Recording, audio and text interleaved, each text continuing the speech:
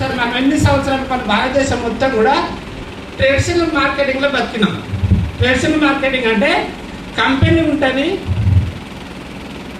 C&F agent ఉంటాడు, దీని తర్వాత national distributor, regional distributor, area manager, advertisement, customer ఇవన్నీ ఉంటాయి సార్. ఒక 7-8 మంది చేతులు మారుకుంటా మన దగ్గరికి వచ్చే వరకు ఒక 40 రూపాయల తయారైన వస్తువు మన దగ్గరకు వచ్చారు 100 రూపాయలకు అమ్ముతున్నారు. అవునా కాదా?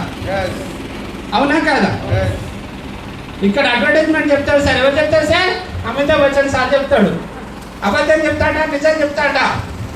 అర్థం చేసుకోండి. అబద్ధం చెప్తాడా నిజం చెప్తాడా? జూపిటర్ అడ్వర్టైజ్మెంట్ వాడతాడా? మహేష్ బాబు ఏం చెప్తాడు? సత్తురు వాడమంటాడు. అబద్ధం చెప్తాడా నిజం చెప్తాడా?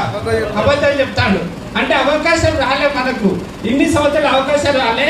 మన ADMS కంపెనీ ఏంటంటే డైరెక్ట్ సెల్లింగ్ సార్.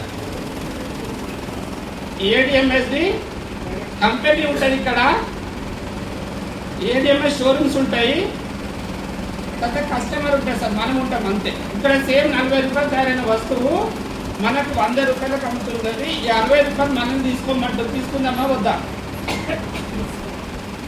ఈ 60 రూపాయలు మనల్ని తీసుకోమంటుంది. ఇదే సిస్టమ్ ప్రకారంగా మనం డైరెక్ట్ సెల్లింగ్ మార్కెటింగ్ లోపల మనము కమిషన్ తీసుకుంటున్నాము. మనం చేసేది అబద్ధం కాదు, మనం చేసేది నిజమైన దేశ సేవ. నాకు ఈవో బండి కొనుక్కున్నా, నేను ఈవో బండి కొనుక్కున్నా, మీకు చెప్పడానికి వచ్చినా. అవునా కదా?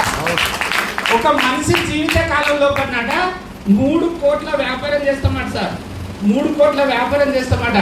పుష్ప సినిమా చూసేస్తాం రాత్రి, తెల్లారి చాలా బాగుంది, అబ్బా ఎంత బాగుంది అంటాం. మనకన్నా వస్తుందా సార్? ఏమి రాదు కదా. అదే పని ఇక్కడ చేయండి. ఇక్కడ మీ ఇంట్లో డబ్బులు వస్తాయి ఒక్కసారి. మూడోది ఏంటంటే ఆన్లైన్ మార్కెటింగ్ సార్. ఈ మధ్య స్టార్ట్ అయింది. మూడోది ఆన్లైన్, అమెజాన్ అండ్ ఫ్లిప్కార్ట్ అని ఇవన్నీ స్టార్ట్ అయినాయి. ఓకే సార్, మన కంపెనీ బండి కొనుక్కొని, బండి బాగుందా సార్? బండి బాగుందా? ఇంకా మైనస్ చాలా మంది అంటే మైనస్ పోతారు ఎందుకు? ఒక డల్ అవుతున్నారు ఎందుకు ADMS బిజినెస్ మీద? మీకు ఒక ఉదాహరణ